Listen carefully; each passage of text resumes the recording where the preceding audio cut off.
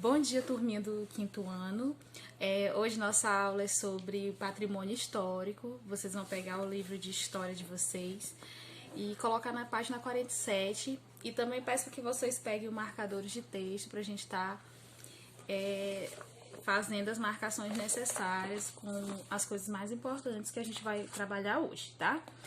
Então, a primeira coisa que a gente vai estudar é o conceito de patrimônio, né? Então, o que é o patrimônio? Patrimônio, gente, ele é um bem importante. É um bem muito importante, seja para uma pessoa ou para uma sociedade. Então, o patrimônio são locais, lugares, objetos, coisas que necessitam ser bem cuidadas, né? E protegidas por aqueles que têm um apreço por elas, né? Então, nós temos dois tipos de patrimônio, tá?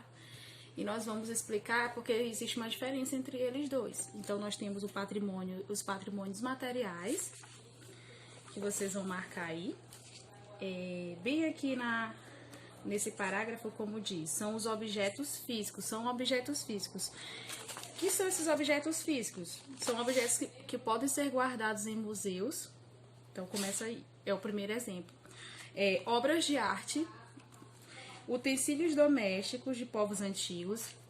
A gente acha que já até fez um passeio, que a gente foi lá na casa dos índios e observou alguns objetos indígenas antigos, né, gente? Então, são objetos domésticos de povos antigos. Podem ser livros, podem ser documentos visuais, audiovisuais, visuais ou documentos escritos. Então, livros, prédios também, casas, obras arquitetônicas em geral, certo? Praças também. Então, são objetos materiais, são objetos físicos. A gente pode ver aquele objeto se for no museu, no caso, se for um objeto pequeno. E também são obras arquitetônicas, como casas, casarões. A gente vai estudar um pouquinho mais pra frente. Agora, lá na página 46, vocês vão encontrar o que são patrimônios imateriais. Então, os patrimônios imateriais, eles são os elementos culturais que a gente não pode expor em museu. São elementos culturais. Então, significa que são danças, que são festas, músicas, são coisas que não tem como a gente encontrar um objeto físico delas. São coisas que foram levadas de geração em geração. Podem ser brincadeiras, né, histórias, tudo aquilo que aquela sociedade guardou dentro da sua cultura, que pertence àquele povo, tá? Então, perdão, gente. Então, assim, nós vamos, deixa eu voltar aqui os nossos estudos. Aí, mas para ser um patrimônio histórico, o que essas coisas precisam ser? Eles precisam ser tombados. Como assim, Xérica? Eles vão levar um tombo? Eles vão tropeçar neles? Não. O sentido de tombamento, a palavra tombamento, ela tem dois significados, né? Nós temos realmente o sentido de tombar, que é o de tropeçar em algo, e nós temos também o significado de tombamento, que é o ato de guardar alguma coisa no arquivo público. Então, qual desses dois que cabe esse assunto que a gente está estudando? É o sentido número 2. Então, é o ato de guardar alguma coisa. Então, o órgão que for tombado, ele é um órgão que está sendo protegido, tá? Para que não venha se degradar durante os anos e para que as próximas gerações possam também conhecer sobre o que está sendo guardado, certo? Então, esse significado de tombamento vocês vão encontrar lá no finalzinho da página 45. Aí, quem quiser tá marcando com seu marcador de texto, pode marcar lá. Aí, nós vamos ter também, lá na página 46, sobre o que é patrimônio histórico nacional, tá?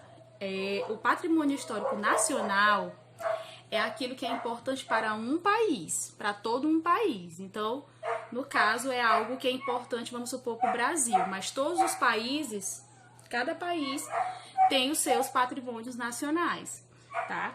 E um deles muito importante, que eu vou falar aqui para vocês com muito orgulho, é a nossa cidade. O Centro Histórico de São Luís do Maranhão, ele é um patrimônio nacional e vocês também vão descobrir que ele é um patrimônio também universal, um patrimônio mundial também da humanidade. Então, ele é importante não só para o nosso país, como para todo o mundo. Por isso que aqueles prédios, os casarões antigos, eles precisam ser preservados, tá? E para ajudar a organizar, para que eles sejam protegidos da melhor forma, o nosso país ele tem um instituto, que o nome dele é Instituto do Patrimônio Histórico e Artístico Nacional. Ele é chamado de IPHAN, mas se escreve IPAN, tá, gente? Mas a gente pronuncia IPHAN. Esse é o órgão que está responsável por proteger os bens, os patrimônios nacionais, tá? Então, quando tem a placa do IPHAN, significa que aquele prédio, que aquele lugar, ele não pode ser modificado, ele tem que manter aquela forma física dele. Pode modificar por dentro, mas por fora ele tem que ter aquela mesma características, por isso nós temos um centro histórico aqui em São Luís, tá? E depois nós vamos estudar agora na página 47, no quadrinho azul, o que é patrimônio histórico universal, tá? O patrimônio histórico universal, ele é aquilo que é o mundial, né? É importante tanto pro mundo inteiro, entendeu? Então, eles são bens considerados importantes para todo o mundo, né? E no caso aqui do Brasil, que a gente tem o IPHAN para proteger os órgãos, nesse caso, nós temos a Unesco. Eu acho que vocês já devem ter ouvido esse nome por aí, que significa Organização das Nações Unidas para a Educação, Ciência e Cultura, tá? Esse órgão ajuda os países que possuem esses patrimônios conservá-los intactos para as futuras gerações, através do auxílio financeiro e técnico. O Brasil também já tem bens que faz parte do patrimônio histórico, como eu falei para vocês. O Centro Histórico de São Luís, ele é um patrimônio histórico da humanidade, tá bom? Ele é universal. E lá na página 47 vocês vão ver imagens de outras cidades do Brasil que também são patrimônio históricos universais, tá bom?